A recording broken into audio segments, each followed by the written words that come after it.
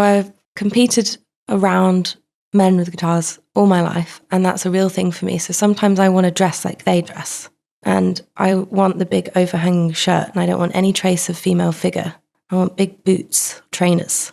I don't want to wear the guitar and play the guitar like they play the guitar. And sometimes I want to, waft down the aisle up to the stage in a pearly, glimmering, girly dress.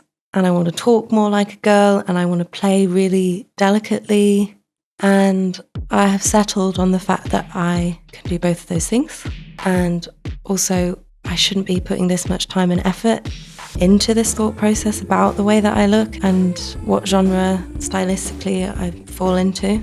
So it's about finding people and finding a part of yourself that can just put that thought process away to allow you to stop thinking about things that really don't matter in order for you to do your job properly, which is play music well.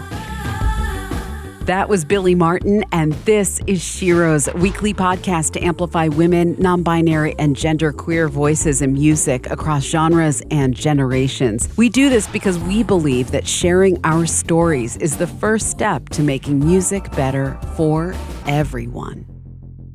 I'm Carmel Holt. When I was getting ready to chat with today's guest, I found an early interview with the BBC where she told the journalist that she had a backup plan. She said, "I really fancy being a cobbler or a mechanic, a girl after my own heart." For context, that interview was from South by Southwest, where a then 16-year-old Billie Marten was playing her very first U.S. gig after she'd landed on BBC's Sound of 2016 long list. Mind you, Billie had already been gaining attention thanks to a YouTube video of her singing that went viral when she was only 12 years old. So while the future was still uncertain and she'd not yet graduated high school at that South by Southwest, by then, Billie had already released 2 EPs, Ribbon in 2014 and As Long As in 2015. And it was clear to anyone who listened that she was born to be a musician. In September of 2016, Billie's full-length debut arrived on RCA Records called Writing of Blues and Yellows. And fast forward to present day, this week, we're celebrating the release of Billie Marten's stunner of a 5th full-length album called Dog-Eared. While her songs have always been beautifully crafted with lyrics that are wise well beyond her years, it has been quite a journey from Billie Marten's beginnings to finally finding her agency and the freedom to shed some of the perceptions and sonic limitations of her teenage self and earlier work. I'm thrilled to welcome Billie Marten as this week's Shero in the Spotlight. Billie Marten, welcome to SHEROES. So great to see you. Thank you so much for doing this. Hi, great to be here. Congratulations on this 5th full-length album, Dog-Eared. How does it feel to even hear those words, 5th full-length studio album? Yeah, 5 is many. I don't know. You can do 18 albums. You can do 50 albums. I know lots of musicians that have only done 3 albums. I just finished Nick Drake's biography, and obviously he only had the 20-something years to do 3 records in, and I feel like you're only really ever as good as your sort of first offering. That really is a very accurate depiction of who you are, because I feel that whenever I sit down to write a song or an album, it then becomes an album. I'm just trying to write the same song over and over again until I find that song, and at which point I'll stop. So 5 times round, and I guess I'm still trying. Well, I know that this album started on a day that you were feeling like perhaps you couldn't keep going around again. If you were willing to share, first of all, why you felt like you couldn't keep going, and then what turned that around for you? That's interesting. I'm remembering how I felt right now, so it might be a false account, but I remember having the same feeling after my second album came out, and this was 2019, I think. And I could feel myself sort of spiraling somewhere. And I also didn't have the support that I needed at that time. I remember it well, actually, because I went to go see Big Thief at Shepherd's Bush Empire, and it was the day that Sony dropped me. Oh, yeah. There's such angry driving happening outside. Can you hear that? I can. That's London. It's London. Yeah, they had just dropped me, and I got on the tube and I went to go see a great friend of mine who also does a few of my records, Dom Monks, and we sat down and watched an incredible night of music. So that was a turning point for me. And then a similar thing happened before this album where I felt that I just didn't really have any more juice left. Mm-hmm. I felt overexhausted. I felt that I had explained myself far too much, and that was really angering me. I felt that I had nothing left to reveal because people sort of had it all. Mm-hmm. And I love privacy. Mm-hmm. Love it. I'm in the wrong job for that. But you choose what you'd reveal to people. Yes. And I felt that I had perhaps revealed so much in a way that wasn't really authentic to me at all. I was sort of becoming somebody else by exhausting all of those avenues. Is this making sense? Yes. Okay, good. So, and I certainly didn't feel like I had songs waiting to be written. So I feel much better now, obviously. There's a record of songs that's happened. Thank God. But also things that have changed in the past 2 years. I feel really supported within my sphere, my lovely team. And working with people, alongside people that sort of, we demand a level of respect from and to each other. Because there's such weird sort of social hierarchical dynamics within the industry. It's really fascinating, actually. And I feel like this is the only industry where if you say that the artist is the top of the pyramid and then everybody else goes down, it's the only industry where you're at the top of the pyramid, but you're actually given the least amount of respect, the least amount of care, the least, well, in many cases, the least amount of money. It's kind of just a weird system to be a part of. And with every album that comes, and with each year that comes, I feel that I am carving a very specific, personal to me lane in what can often be a hideous, mind-altering atmosphere. On this show, we focus in on what that's like for people who identify as female or who were born female. Through that lens, is there anything additional that you might say or insight you may have gained? Because you started so young. And when you start as a teenager, you're not even yet a woman. No. And then you become a woman as you are doing this career. That's a very specific experience. Mm-hmm. Sort of horrible. Yeah. It's horrible because hindsight is such a powerful thing. And I Sure. think I have just learnt with hindsight how people saw me and how I was being treated. But I would only be able to understand that through age and experience now. So it's almost it's unfair, I think, to be treated in such a way. And yes, I started really young. I don't regret it, although I often have this conversation in my head with myself. I think if anything is going to happen, it's going to happen at the time that it does. Sure. If I had waited and I finished school, but I was still, at that point, I was second album in. So I could have gone to uni. I could have cultivated a specific sound. I could have met a lot more people. I could have hung out with people my own age, which I wasn't doing. But it's kind of coulda, woulda, shoulda, you know, would I have made the same music as I do now? And do I want to change that? And I think there's I don't know what it is, a level of understanding that was just assumed. I mean, I had a relatively nice time. I had, at the very beginning, this was 13 years old, I got picked up by a management company that wanted to develop me before music was put out. And by develop, they meant, let's put you in writing sessions with middle-aged men. Mm-hmm. And I was like, cool, I don't know how to do that. Right. But my managers at the time were 3 women, which I found really rare. Wow. And they'd founded this company together, and they managed writers, so not artists. So I think I was kind of their first go at that. Eventually it ended in disaster and they all started suing each other and me. Whoa. Yeah. And I don't know if that's to do with gender or not, but it's interesting what three very strong-willed, strong-minded women feel. You know, what they feel as one and what they feel separately. And I was sort of just in the middle of that triangular thing. But the first, I mean, I hate writing sessions to this day. I was always made to do them. I was made to feel that the things that were coming out of me alone weren't good enough, which is my whole thing. The phrase good enough, you know, runs my life. Mm. But the first session that I really enjoyed was with a woman, and her name is Fiona Bevan, and we wrote some lovely songs together. That's Ribbon, the title track to Billie Marten's debut 2014 EP. Billie Marten is our guest today on Sheroes. It was very much me leading the charge.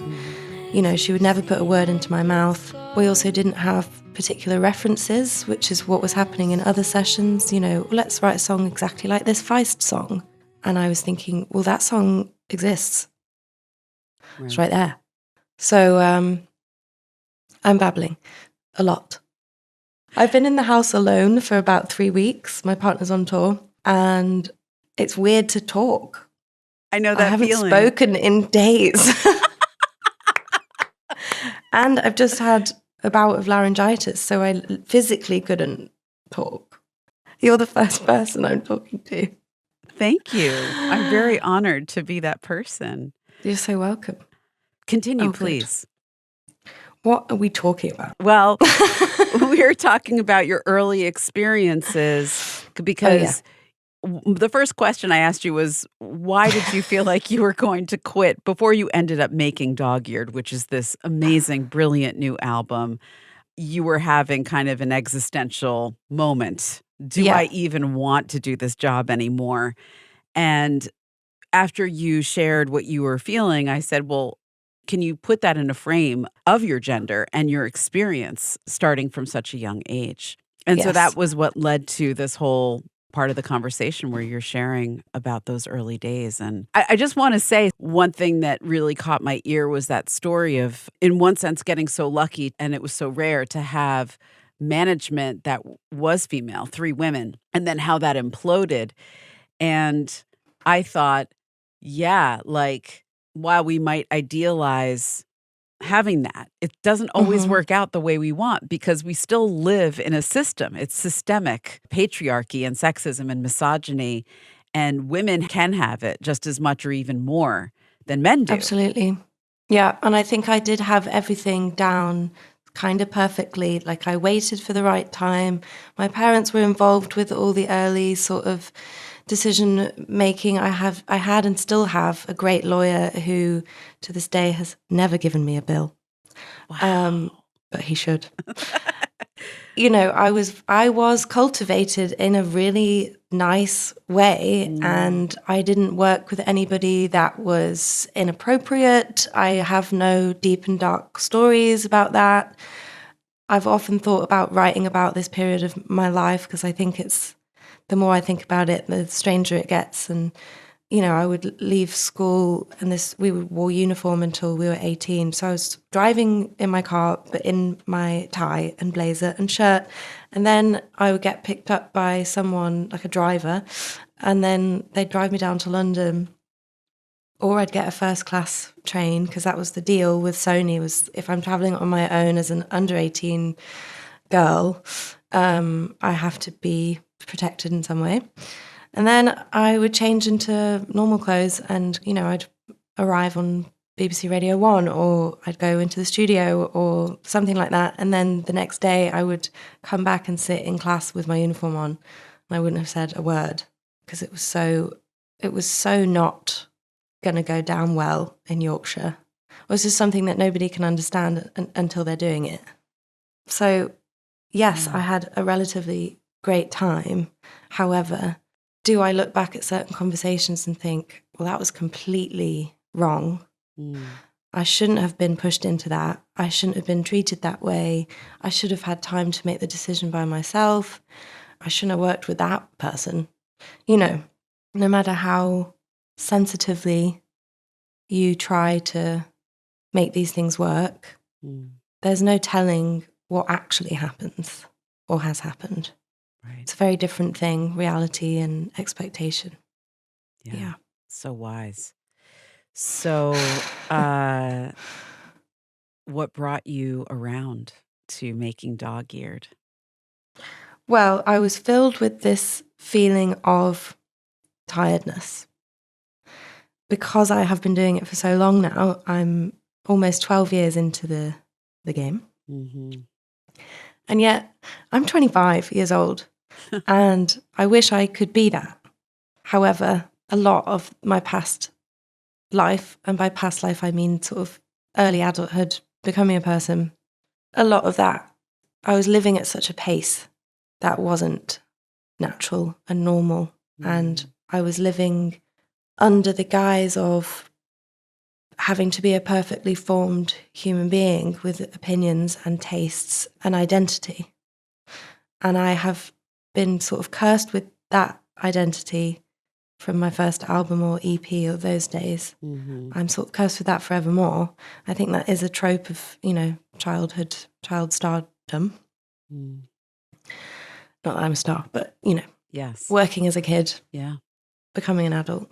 So I had a lot of frustration in my heart and in my mind. And I felt that a lot of the album touches on childhood and sort of early memories, because those are where I attach good feelings. So before the music started, that's where I like to look back. And I have a really intense visual memory of all of that stuff. When I think about the early music stuff, it's little pockets here and there, because I think I was disassociated the whole time, or I was just confused. And putting on the mask of assurance. So this album I wanted to make something that was really nice for me to play and sing about, because over the past few albums, I've touched on really difficult feelings, and I think I was starting to become a bit tired. I was feeling tiresome to me. So I really needed a completely new flavour. And that's, I think, what me and Phil landed on. And there was also a specific, I'm thinking about all the people on the album, and it's actually a really nice mix of men and women and everyone in between.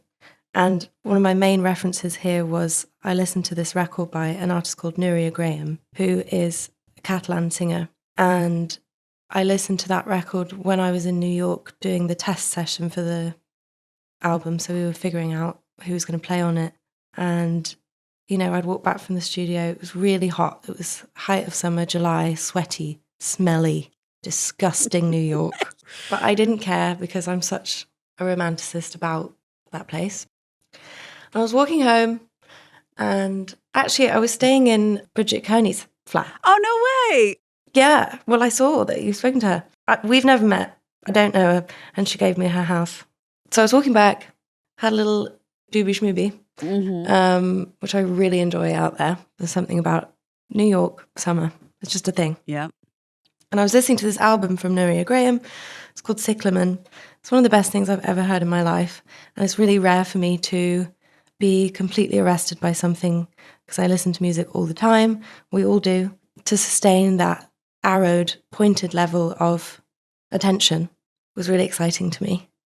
Then I just texted her and said, I'm stoned in New York and I'm listening to your album and it's amazing. And she said, cool, great. And then I said, do you want to come to New York and be on my album? And she said, yes. And then a few months later, we flew her out from Barcelona to New York. And I didn't know what she was going to do. I didn't know what instruments she played. I didn't know how she was in the studio. Again, we'd never met. I just had a really strong gut feeling that she was the type of woman that I wanted to work with. And I really admired her without knowing anything. Oh my gosh, I love this story. And also I had to persuade Phil Weinrobe, the producer, to, let me kind of take a hunch here. And now the story gets even better. So we're making the record together and Nuria is all over it. She's all over it. There's a song called Feeling that's just come out and she's doing the opening guitar part. I'm not even playing.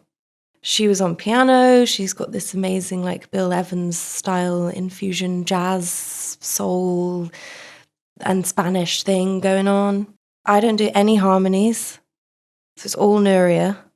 And then on one song, it's Maya Friedman, who is Phil's partner, who we're going to need an hour to talk about how great she is. I mean, it's nuts. It's nuts.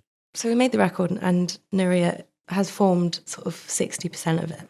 And then she falls in love with New York. I go home. She's staying there. Wait, she moved there? She's moved to New York permanently. She is doing so well. She's now a session musician for everybody. They all just want Nuria.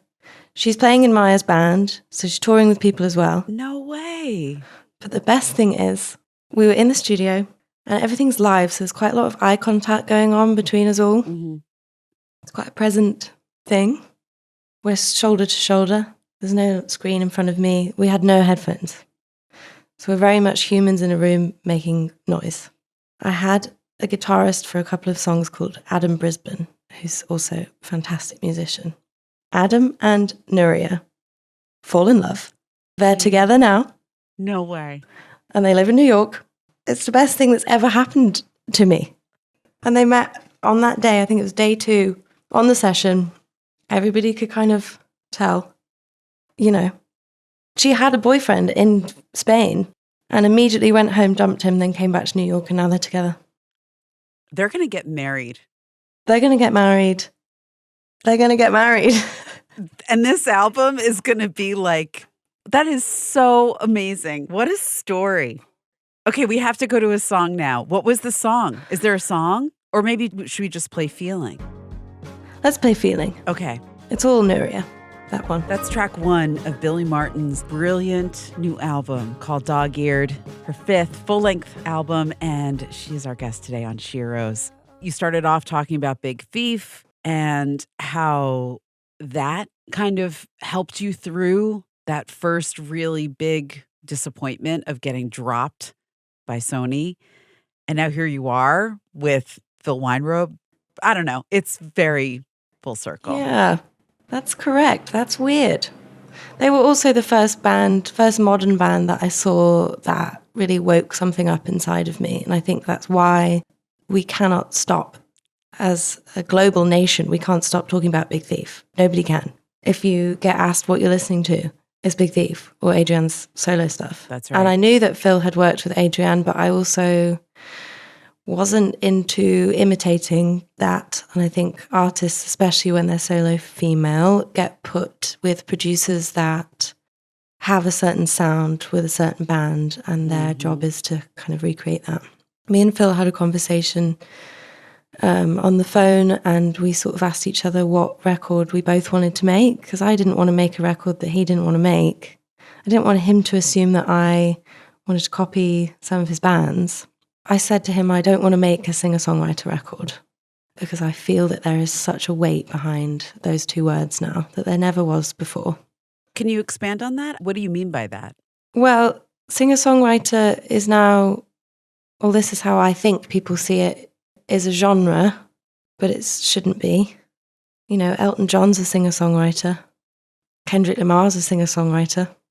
It seems to me that people look at singer-songwriter and they think melancholic, acoustic guitar playing, heart in their sleeve, introspective, depressed writer. And they would be correct. And often female.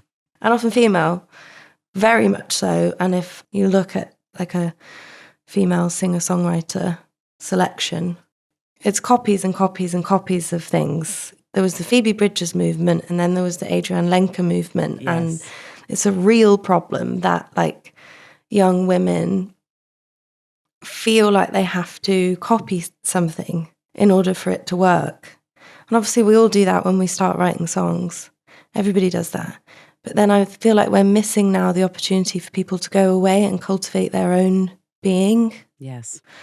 Instead, people are getting praised all the time for literally copying, you know, a guitar phrase or a tuning, or words are being copied. I hear it all the time. Now there's a phrase in songs about leaving the light on. I don't know if you've noticed this, but so many songs involve leaving the light on. or a light in the hallway that's being left on. And it's literally, I think it's from one of the first Big Thief albums. I mean, I'm such a cynic and I hate most things. So I feel like if I was the gatekeeper of music, not a lot would get through. That's amazing. Including me. You know, I can rip myself to shreds very easily. Wow. I mean, it's so hard, isn't it? If you're somebody like yourself who does listen to a lot of music, like, I don't know that people are doing this intentionally even. No, I'm sure they're not. Mm-hmm. Some people are. But I'm Right. sure Okay, that okay. majority There's the are cynic. not. But yeah, with the amount of music that's happening, I feel like we just need to really think about what goes out. And my process with Phil was he demanded that every time I wrote a song, I immediately had to send it to him. I'm talking like I've just finished my last breath and it's on a voice note on its way to Phil. Wow. And he would, no matter what time it was, which I found amazing, because he had a very young baby at the time, he would reply instantly and say kind of, yeah or no. And it was so good for me to hear. Obviously, I respect his opinion musically and as a fan. For him to be a fan of music, generally, I feel like there's a good barometer there. Yeah, that's a huge amount of trust, though, especially since you had early experiences that were not positive and you have this inner critic that's good enough, question mark. Exactly. You're such a good listener. Thank you. Thank you. Yeah. So I had a really good barometer, whether I was hot or cold. And with this album feeling, shape, form in mind, I knew how to fill the gaps.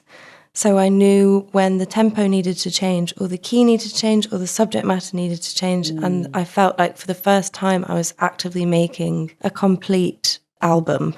I wasn't just piling songs up and when I got to 10 or 12, I'd stop. This was like a jigsaw puzzle and I was filling in the spaces. So it's a real joy to kind of do that, the track list and be like, okay, there's an arc here. It's like a film. You need the opening, you need the character exploration, you need the third arc, you need something to twist and turn, then you need the resolve at the end, which comes directly back to number one, track one, and then you go again. Hell yes. I love this. Okay, so we started with feeling, so now I'm even more happy that we started with track one because there is such an intentional arc here. Where would you take us next? Well, there's one called The Glass, which is about being made up. It's about image as an artist and uncomfortability around that and uncomfortability around being a woman on stage and things like that. So that one is probably useful. Yeah. Let's do that one for now. Okay.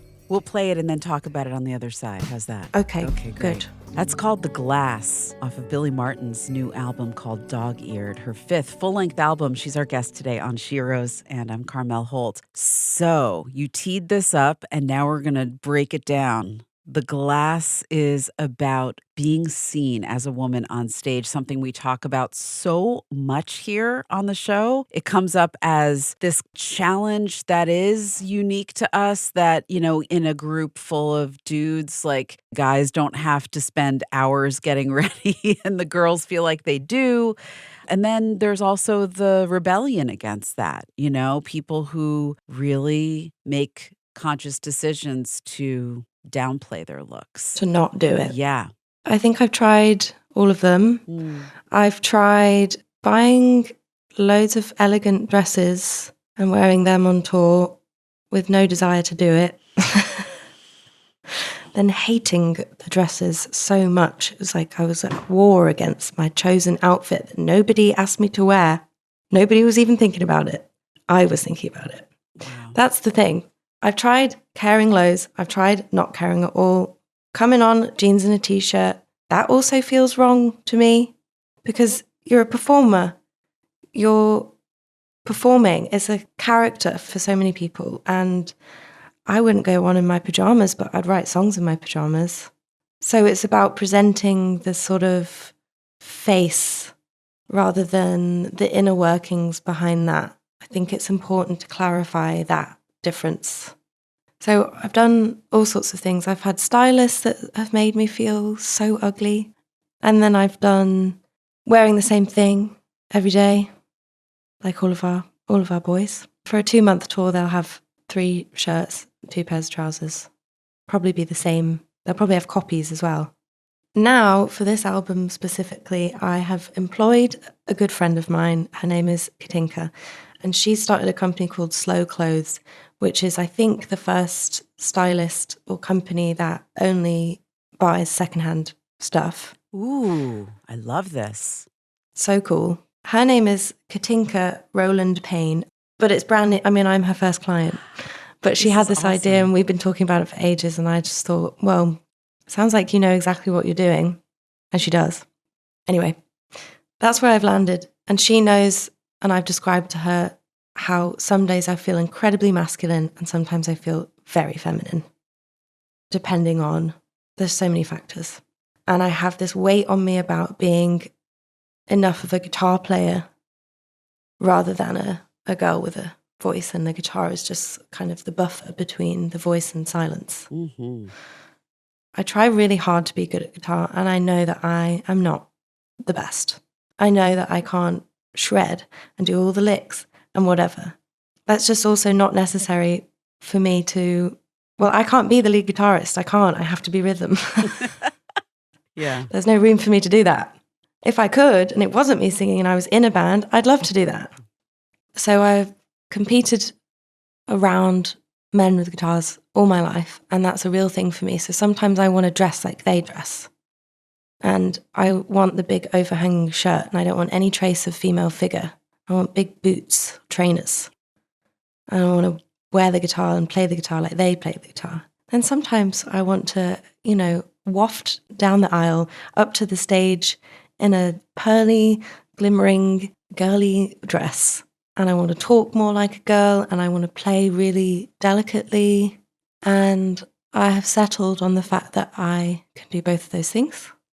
And also, I shouldn't be putting this much time and effort into this thought process about the way that I look and what genre stylistically I fall into. So it's about finding people and finding a part of yourself that can just put that thought process away to allow you to stop thinking about things that really don't matter in order for you to do your job properly, which is play music well.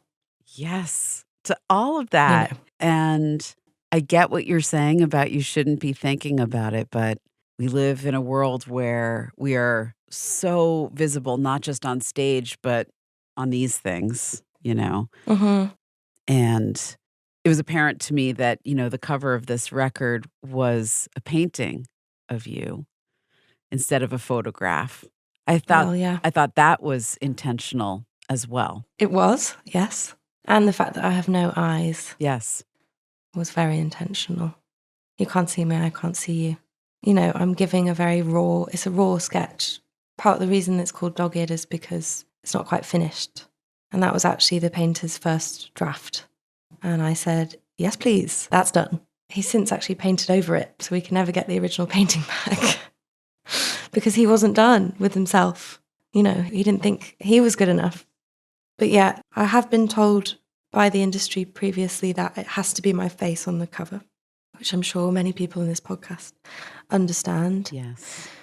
I really tried hard. And when I look back, my first 2 albums, the first one is a painting of me, but very far away in a room. It has context. Yeah. And the second one, I managed to get the back of me, because that second album was a very dark time in my life. Clinical depression, eating disorder, had no friends, had no life. I was working at a pub. It was all sad. So I really didn't want people to see my face because I had shame. I was carrying shame around. Then the third album, I gained this weird sense of COVID confidence. I think we all got. Yes. Where we just did anything and we were like, I'm amazing. Yes. Then I thought, well, if they want my face, they're going to have it, but I'm going to cover it in mud and brush my teeth with soil. So I did that. And I tried the whole spoof sort of ironic thing. It was a fairly ironic album, although I didn't know it at the time. But I was making a band sound with no band, and I wanted to make, more of an electronic sound. I feel a lot of things about that album, but let's not go into that. And then the fourth one was We Have Arrived. I'm taking myself seriously. This is the album that I wanted to make at the beginning. We're just 8 or so years down the line, and I'm old enough to understand myself now. So here's my first presentation of that. And that was Drop Cherries. And that was Drop Cherries. Very raw album, very to the bone, very consistently singer-songwriter, but on purpose. And I wanted a timeless album cover. And if you do look back at all the old records, especially from female musicians, it really is just like an honest portrayal of who they are. And I think I tried to get away with a different album cover, and my longtime collaborator, Katie Sylvester, said, no, it really has to be this one. So she made that happen. And then the 5th album is returning right back to my first one, which I like to do, obviously, but in a much more self-assured, kind of matured way. I hesitate to even invoke this name for fear of the trope that dogs so many women singer-songwriters, but I just did a special podcast series on Joni Mitchell called The Road to Joni. I thought you were going to say someone really dreadful. Oh, and I was scared. Well, the Joni thing, she's both like the Shero of Sheroes, but also like the thing that so many women try to get away from. And God forbid you have long blonde hair. Exactly. And you play guitar. It's me, Laura Marling, and Joni Mitchell. Yeah, and Courtney Marie Andrews, same thing. And Courtney. Yeah. If you had the same hair color, then you are the same woman. Obviously. Yeah, especially if you have bangs. I mean, forget it. If you have bangs, you're screwed. You're twins. Yeah. But, I learned a lot by doing that deep dive and talking to so many people, men and women, by the way. Yeah, of course. About her choices and how her choices influenced their own choices. And I was just, thinking about the painting of you and how you're perceived on an album cover, how you're perceived on stage. And well, I always wanted to reference clouds. Yeah. I've had that on every single mood board since I was 10. Yeah. So I tried to do that on the first album. Obviously didn't have the experience to even put myself in that category. But I knew that a painted cover is something that Joni does so well. You can really get it wrong. Paintings can be really bad, especially when the artist does them themselves. They can be bad. I didn't know who the artist was, so I was just taking a shot in the dark. I had no idea if it was a self-portrait or not. We'll get there, Yeah. but no. I did used to do a bit of oil painting. I painted my mum for my A-level piece. Oh, wow. Yeah, because she has a very expressive face. Older women have it all in their face. Yes. Men's faces don't change. Or they do, but they sort of just clam up to the point where their lips are just slightly talking like this. I wish that we could see how beautiful that is and not want to change that, not want to erase what happens. And another thing that, again, the Joni thing, like I admire so much after a lifetime of smoking cigarettes, and like it shows in her face and everything she's been through, and she's done nothing to try to erase about that. it. Yeah. Yeah, I can't wait until I have completely white, long hair. That's going to be so fun. And the wrinkles are coming in. Praise be. We have Billie Marten here with us on Sheroes. The new album is called Dog Eared. Let's get to another song. I was going to suggest Planets. Oh, cool. Well, that one was written in Tulsa. What were you doing in Tulsa? I was waiting for my partner to finish a session with a Tulsa band. Oh, cool. We spent a lot of time apart, obviously, because we're both touring relentlessly. So it was one of those ones that went, okay, I'm going to Tulsa. And then I went, okay, cool. I think I'm going to come as well. And then I spent every day in this hotel room trying to write songs. And I got this one. Song called Planets. It's towards the end of the Billie Marten album, Dog Eared, her 5th full-length studio album, and she's our guest today on Sheroes. I was given, as part of the prep materials that were sent to me by your team, this really great track by track, which I enjoyed reading so much. You're a really great, not just songwriter, but writer. Really? Yes. I get a lot of these things, and it was so enjoyable to read as like short stories. And I think that was part of what attracted me to Planets, besides the fact that I loved the song itself. I just really enjoyed reading the story behind this. Maybe that's what triggered it, because we were going into the song talking about aging women Dee Dee. And you were talking about Dee Dee. What a gal. I was going to say, if we don't talk about anything else, we need to talk about Dee Dee on this podcast. Amazing. Let's talk about her. I hope I meet her again one day. I'm sure she doesn't even remember me. But she was honestly a real life version of that dog in Lady and the Tramp, the one that sings She's a Tramp. Let's contextualize the situation. Okay. I'm staying in Tulsa, Oklahoma for a week and a bit. It's also January, so pretty bleak. Yeah. We ask people what to do in the nighttime in Tulsa. And mostly that is sit at home and watch TV. Apart from this one bar that is right off the interstate highway. I think it's Route 66. Could be wrong. Okay. Let's say it is because it sounds better. It sounds so cool. And so American. Yes. So we find out about this bar. It's called Dee Dee's Double Shots. And we go, we're not going in there. No, thank you. We opened the door and we went, whoa, there's something going on here. There were spirits in the air. Wow. You know, everybody that had ever set foot in that bar, they were all there at just one moment, even though there were two guys just sat there at the bar. And karaoke is a really strong identity of America, I would say. It's really important. And it's something that I really enjoy witnessing when on tour. Doesn't matter where you are, what state, what class, what gender, what race, everybody loves karaoke. In not the same way that we do here, which is like girl groups for a birthday or a hen do go and get smashed and then sing Madonna, which is also fine. Yes. But what I was witnessing in this bar was the sheer determination and kind of adoration of the art of karaoke. And everybody could sing in this bar. There were these amazing men, obviously post-military, had felt a lot of sadness and pain in their lives. And what they love the most in the world is country songs. So they were singing the country songs really earnestly and beautifully. Spoke to them for a few hours. And then we were looking at this woman who was behind the bar. And we were kind of like, legend alert, she's amazing. And she was pouring, all we were drinking was Coors Light. Watery beer, $3 a pitcher or something insane. And it was her turn to do karaoke. And I thought, but she needs to man the bar. How is she doing both things? She just kept pulling the pints and brought the mic up and just started singing She's a Tramp. He's a Tramp. She had these really long, amazing acrylic nails and this, you know, blonde extensions, amazing eyelashes, like a 60s movie star. And she crushed it. She was an amazing performer. And you could tell that that was her song, and she probably does it once a week, every week. And everybody knew and loved Dee Dee, and she was so welcoming towards us. And we went there 3 or 4 times in a week. It was a commitment. We're playing pool, and we're smoking inside, and we're talking to all the regulars. And I have a go on the jukebox because I love to DJ. And anyway, she was just a really strong character in all of our minds. She stayed with us. And I went back to the hotel room, and I really had nothing. I wasn't interested in writing about anything else but the atmosphere that she had created with her establishment, her business. She meant business, you know. So the song is literally just about coming home a little bit tipsy from that bar. Love it so much.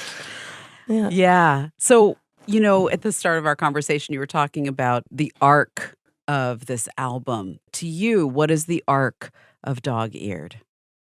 You hit me with that question now. Sorry. I'm panicking. What is the arc of Dog-Eared? Well, it's called Dog-Eared because when you fold a page of a book, you come back to it later. And that is the feeling I wanted to create. And it's also very much a dog-eared part 1. I know that it's a new age for me, and it has only been made possible via time and experience and understanding and respect for others, and feeling like I really know how to relinquish control in the studio. And it's such a hard, I can't answer your question. I'm doing terribly. No, I think it's great to have a question that kind of hangs in the air. We'll make it a ... instead of It's very much an ellipsis. Yeah. So we wrap up every episode with a little exercise that I call the SHEROES Magic Wand. Okay. Are you ready to make some magic? Sure. Okay. So I hand you the SHEROES Magic Wand. You got it? Okay. Now, with the first wave of the wand, you can change anything in the music business, in the music industry, for women, for non-binary people, for queer folks, for people of color. What would you change with that first wave of the wand for people that don't have an equal voice? Private, lovely, clean bathrooms, mandatory in every venue, with a sanitary bin. That's literally where my mind went because it's such a pain. That doesn't exist right now. Of course it doesn't. Venues are made by men for men. Yeah, definitely that's a biggie for me. Okay, next. May it be so. Would you want a bonus Yeah. wish? You can have one if you want. On a side note, did you know Monopoly was made by a woman? No. I know. Blew my mind the other day. Someone told me at the pub and I went, what? To get their kids to understand capitalism. You should do an episode on that. Oh my God. Did you know that Nope. there...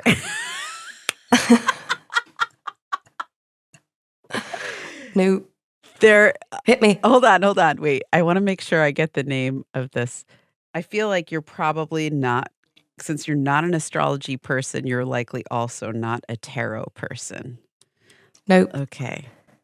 There is a game that my friend Kim Kranz made that is called Renunciation, a game of capitalism and karma. Okay. It's like her answer to Monopoly. That's awesome. I'm going to play it. The cover of the game says, lose to win. Awesome. Awesome. Do you know my other wish that game has inspired me by? I would like to, in terms of karma, intimidate every man I've come across that has tried to intimidate me.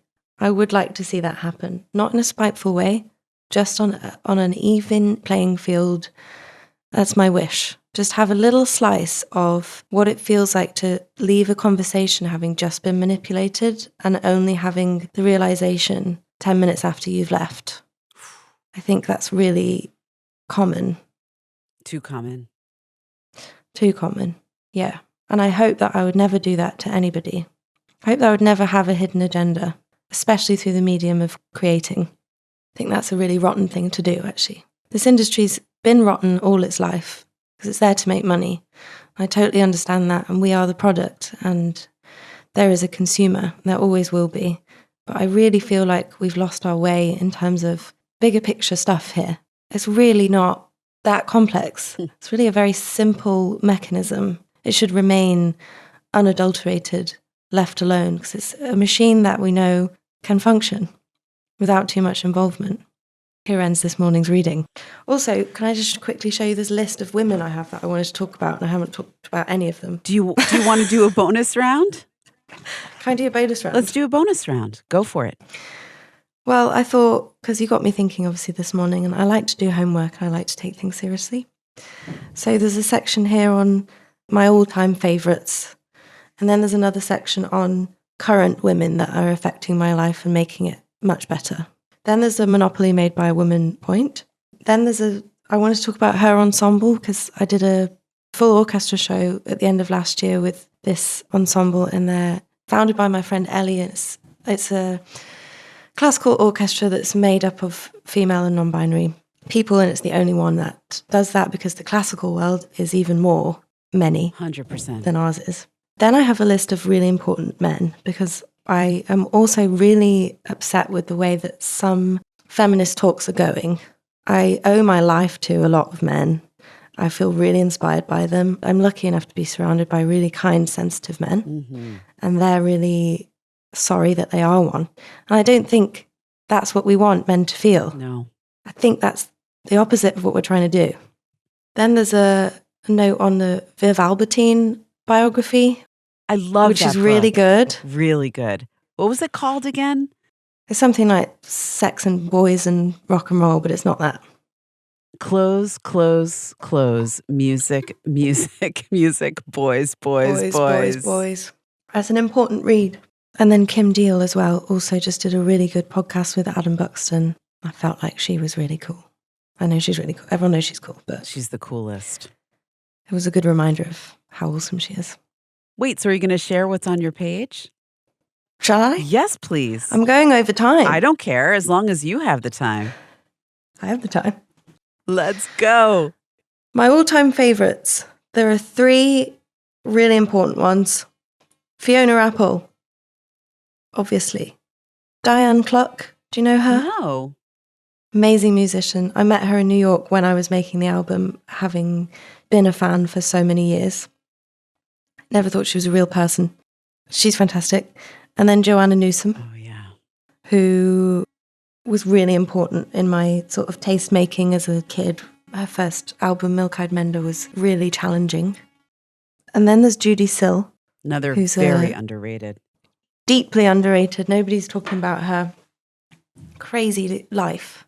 And then there's Courtney Love, because one of my first ever covers was Doll Parts. And I only knew that because it was just in the family repertoire of things that we played.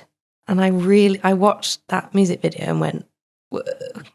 And then you've got Nina Simone, Kate Bush, big favourite in the family, Joni Mitchell, Molly Drake, who was Nick Drake's mum, who was an artist in her own right. She's got a whole album on Spotify. And Roberta Flack, who recently left us. So just lots of lovely people. I thought we'd need, fodder to talk about, but we really didn't struggle. We didn't struggle at all. But I love hearing that list of sheroes. Yeah, those are the sheroes, for sure. And they all have this level of anger, which I think is really interesting.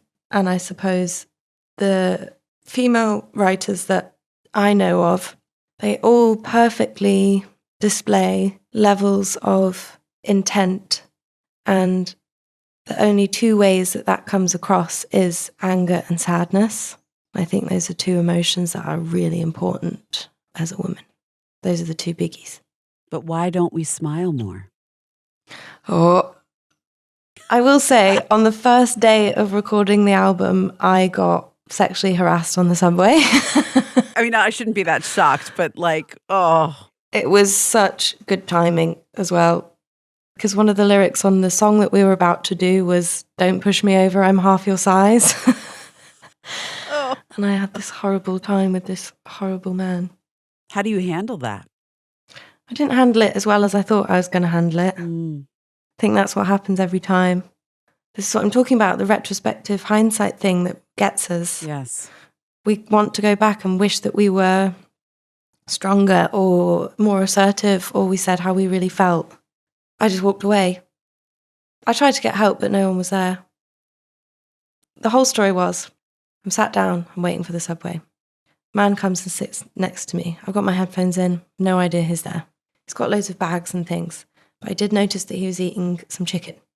And I was like, oh, gross. Styrofoam plate, fork, loads of meat. And then I can hear that he's talking to me, but I'm ignoring him, because immediately you just know that conversation is not going to be good. And then he's sort of gesturing as well. Lots of gestures to me, to my body. Then I got really angry and I took my headphone out and I went, shut the fuck up, or something like that. Mm-hmm. It wasn't useful. It wasn't what I should have said, but it just happened. I was so angry. I was so embarrassed. But he really liked that from me. He really liked it. It riled him up. It made me feel like I was playing his game. He was saying unspeakable things to me, like disgusting things to me that I wish I never heard. And then after that, I pretended to be on the phone, got up and left and walked down the platform. There were 2 girls, young girls, and I remember saying to them, just don't go over there. But my face was red. I felt really embarrassed, and I felt like I never wanted to be sexualized ever again. And I wanted to return to my childhood self, and I never wanted to start this journey, and it was all my fault. And because my body is the way that it is, and just all of these floods of thoughts. This was in the morning time on my first day of work. And then, I forgot to say that he moved the bags away to show me his. Yeah, I blocked that out of my mind. And then I got on the subway and I noticed that he got on as well. And I thought, fucking hell, here we go. This is just going to keep going, isn't it? Got off the subway. Luckily, I'm changing trains. I don't think he saw that, even though he was following me, still eating this plate of meat. Then I get on the train and I see him on the platform sit down on a bench next to two young girls, and I know that he does the exact same thing, and I know that he's doing that every single day. And then what I felt was extreme sympathy and sadness. I felt really so lucky that I wasn't in his position, in very selfish terms. Something has happened to him to make him have that opinion of women, and it's not going to have been nice for him. And, you know, he's probably never been loved. He's probably horrendously lonely. Nobody wants that. So I think it is important to understand where people are coming from, but when it goes that far, you know, a bit of a problem. It shook me for days. And then I got in the studio and I was surrounded by all these lovely men, and they were like, why didn't you call the cops? I was like, well, first of all, I didn't even know that I could do that. Right. Because it's just assumed to me that because he didn't hit me or something, that it wasn't a problem. Mm. And second of all, I guess I just didn't want to. Yeah. Anyway, a light anecdote for you to close the show. Was there anything else on that notepad that you were hoping to talk about? You had your current Sheroes too. Well, Maya Friedman is up there, and we spent a lovely time. I was in New York for a month, so had a lot of time around her and being in her presence, and I found that really helpful and useful. Mm. And I really admired her, thought she was a really cool legend. Mm-hmm. Being with her and her daughter and her family, that was a real kind of privilege. I felt privileged to be so close to an environment like that. And going on tour and putting records out, and I remember noting it down mentally, just that's the sort of woman that I would like to be. Then we've got Olivia Kaplan, who's a really good friend of mine, who recently just toured over here, and we help each other out a lot, and practically and mentally.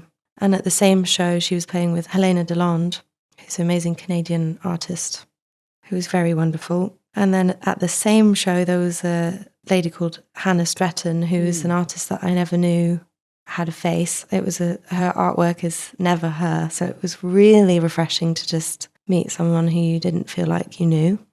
There's actually a group photo of me, Olivia, Helena and Hannah all at this show, and it was really nice.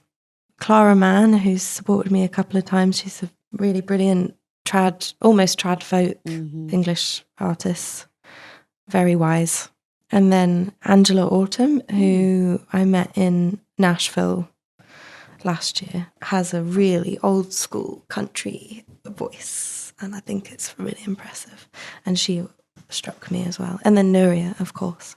So those are my modern day Sheroes. We should invite you back. You said you like to DJ. Maybe we should invite you back to do like a guest DJ spot. Would you ever want to do that? I would love to do that. I want nothing more. That would be so fun. Let's collaborate on a radio hour. You can play whatever you want from femme and non-binary artists. Great. I can't wait. Okay. Thanks. Great. Let's do it. Billie Marten, thank you for being here. Let's go out with a song. Okay. What's your favorite? Let's do You and I Both, because then we've got the first and the last song, and this one has a verse in it that is in reference to mothers and the weight and kind of the weatheredness that we were talking about. I feel like that addresses that quite specifically, and it's also a song of unity. It's called You and I Both. It's about how we can form connections in unstandard ways. Like we did today. Thanks again for joining us today. That was really, really special. Thanks so much. Thanks so much, Billie.